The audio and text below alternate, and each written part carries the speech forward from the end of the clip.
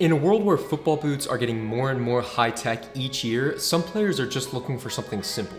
And the Nike Premier 3 and the Adidas Copa Mundial are two of the best executed traditional football boots on the market. They're both comfortable kangaroo leather football boots that deliver on all of the basics. So the question is, which one is going to be the better boot for you? And that's the exact question that we're going to be diving into in this video. We're going to be comparing everything about these two football boots, including design, build quality, comfort, performance, and more. And at the end of the video, I'll tell you who I would recommend get each of these boots. As a reminder, if you are interested in purchasing either of these football boots, I'll leave a link below to the Upper 90 website where you can find them at a discount. Now, let's get into the video. So to kick things off, let's talk about the design of these two football boots. So obviously, just by looking at these two models, you can tell that they're both full kangaroo leather upper boots with conical studs and a traditional lacing system. But other than that, that's where the similarities pretty much end. Starting off with what makes the design of the Nike Premier 3 unique, it's obviously gonna have that classic Nike swoosh on either side of the boots. It's a pretty simple design that I actually really like a lot. And one subtle difference you'll notice about the leather as well is that on the Premier 3s, it's pretty light and plush compared to the leather that's on the Copa Mundial. It has a thin feeling to it, but it still feels pretty premium. Additionally, there's not a whole lot of stitching on this leather compared to other football boots in the same category. You'll see that on each side of the toe box, you'll have this softer area here that's perforated with holes. It's on the inside of the boot that you can see here, as well as the outside of the boot. The purpose of that is essentially just add a slight additional cushion to your touch when you're both passing and receiving the ball. It's not something you're going to notice a huge amount on feet, but it is nice that it's a little bit softer compared to other areas on the boot. The Premier 3 also ships with a fold-over tongue that I was using for the first few months that I had these boots.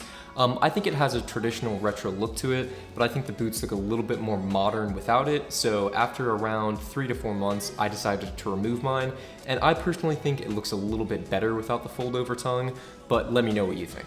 Moving towards the interior of the boot, the Premier 3s has a removable insole that's just a couple millimeters thick, and there's also a small amount of padding around the heel for added comfort.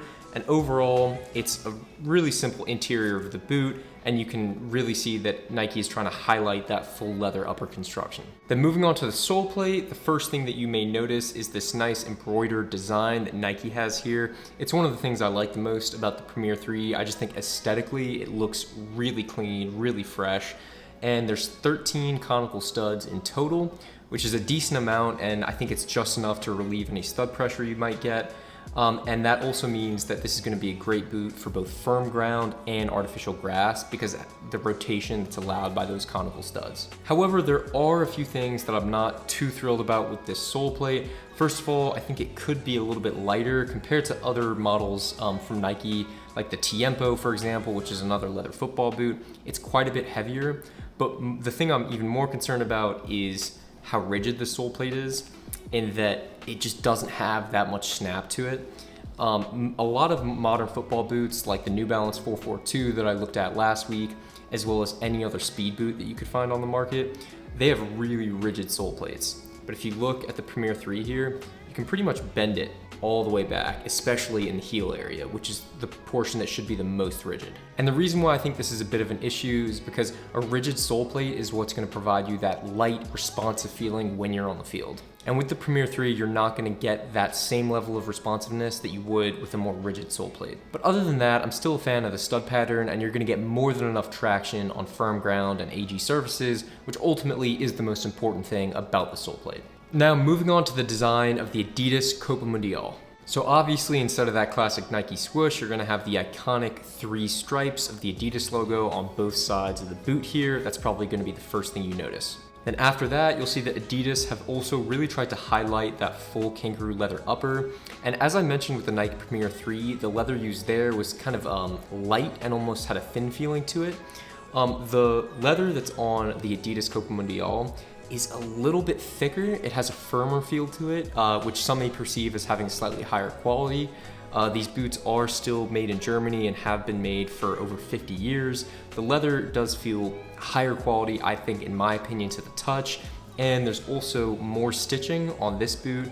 And I think the details are just really well executed. And the stitching, despite me playing in these boots for over 2 years, is held up really well. I don't see any splitting at the seam with any of the stitching on this upper.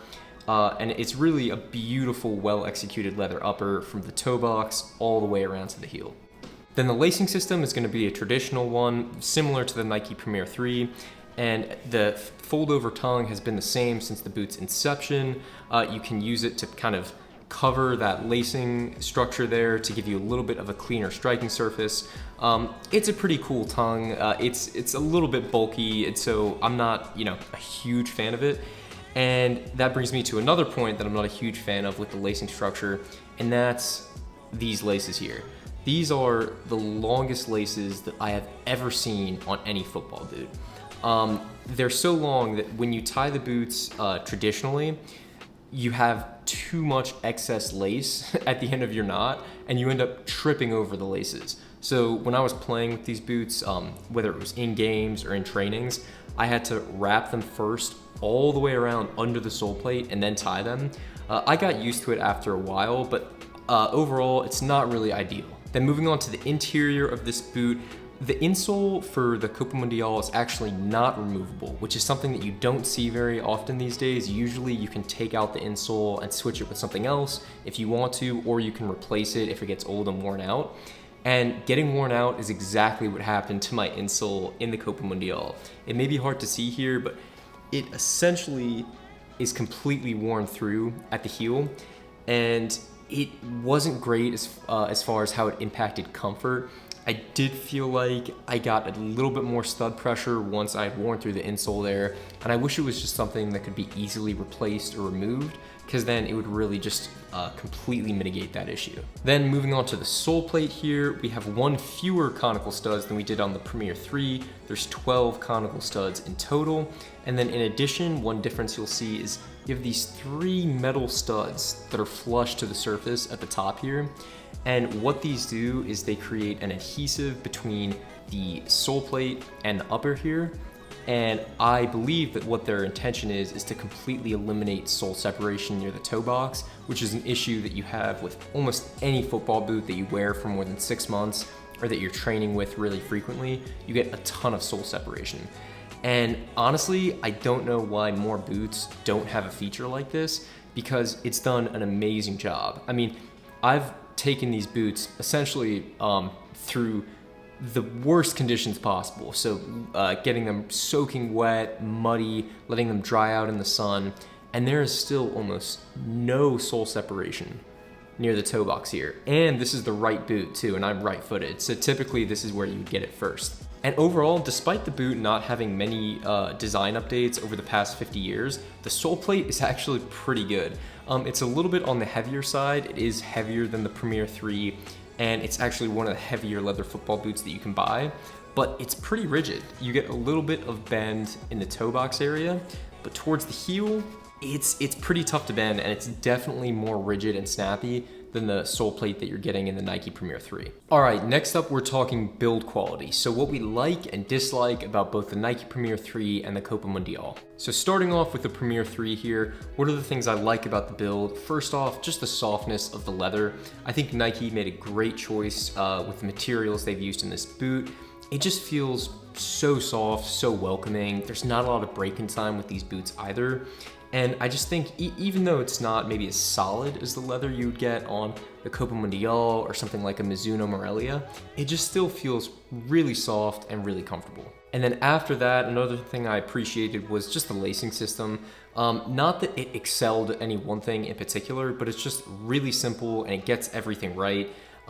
It provides a lot of lockdown, it feels snug around your feet, and whether or not you have narrow feet or slightly wider feet, you're gonna be able to get a pretty good fit out of this lacing system, and it doesn't create any pressure points on your feet whatsoever. And then another thing I just have to call out is just the overall fit and finish of this football boot.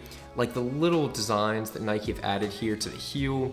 You can see the gold accent on the logo there with this colorway, as well as there's kind of like dragon emblems there on the back, and that same embellishment is repeated on the sole plate there.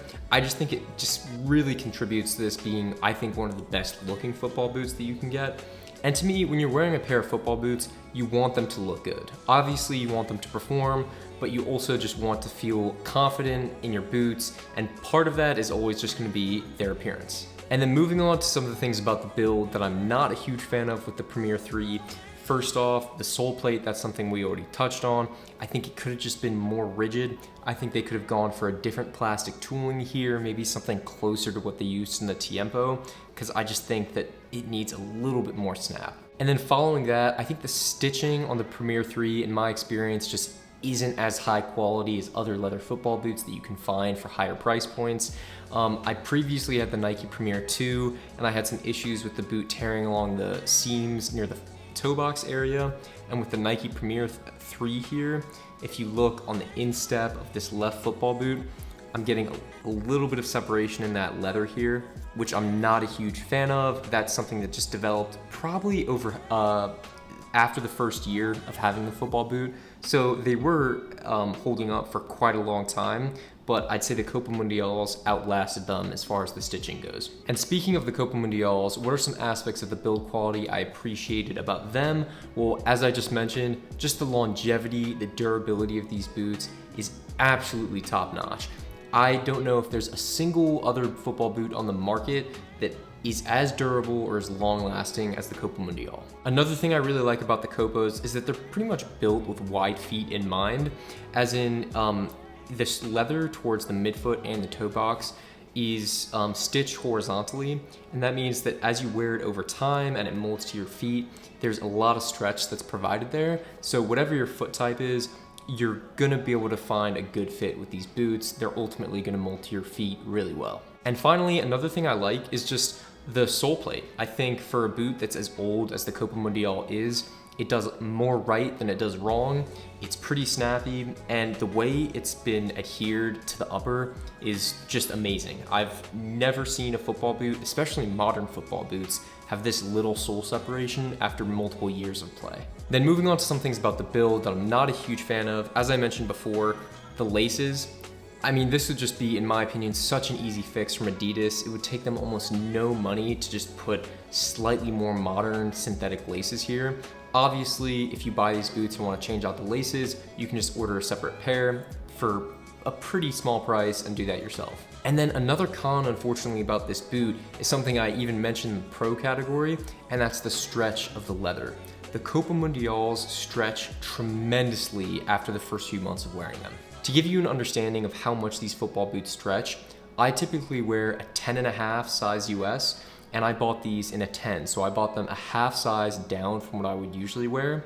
And after playing in them for about 6 months, they went from being all the way just to the edge of my toes to having about half an inch to an inch of space at the edge of my toes. So they expanded considerably. And although that did mean they felt really comfortable on my feet and I felt like the boots were truly mine after wearing them for a while, if I'd known how much they were gonna stretch, I probably would have gone an entire other half size down to probably a 9 or 9.5, just because of how much these boots stretch. Couple other things I'm not a huge fan of. I wish that the insole was removable, because then after mine got worn out, it would have been really easy to replace. And that leads me to my final concern, which was the stud pressure.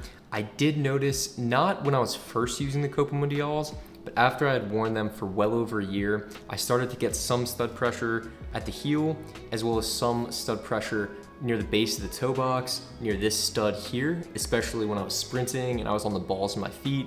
I did notice a little bit of increase in stud pressure as I wore down that insole over time. And next up, let's quickly cover the comfort of both of these boots as well. Now, comfort is an area where both the Nike Premier 3 and the Copa Mundial excel a lot. After just a couple sessions of playing with these boots, I felt like they fit like a glove and they really didn't need much break in time whatsoever. And because they're both full kangaroo leather uppers, they're really gonna mold to your feet over time, and the comfort is only gonna improve. The only thing I would note about differences in comfort between the two is that the Copa Mundial is gonna be a little bit better for wide-footed players, whereas the Nike Premier 3 has a little bit more of a narrow and tapered fit, and is gonna have a little bit of less extra room in the boot if you want that more streamlined fit from your football boot. And next up, we're talking performance. So how did I feel when I was playing with both of these football boots over the past couple seasons? So overall, just as I mentioned, both of these boots are really comfortable, and as with any boot that you find comfortable, it's gonna allow you to perform at your best. Just to note some of the differences between the two boots as far as performance is concerned,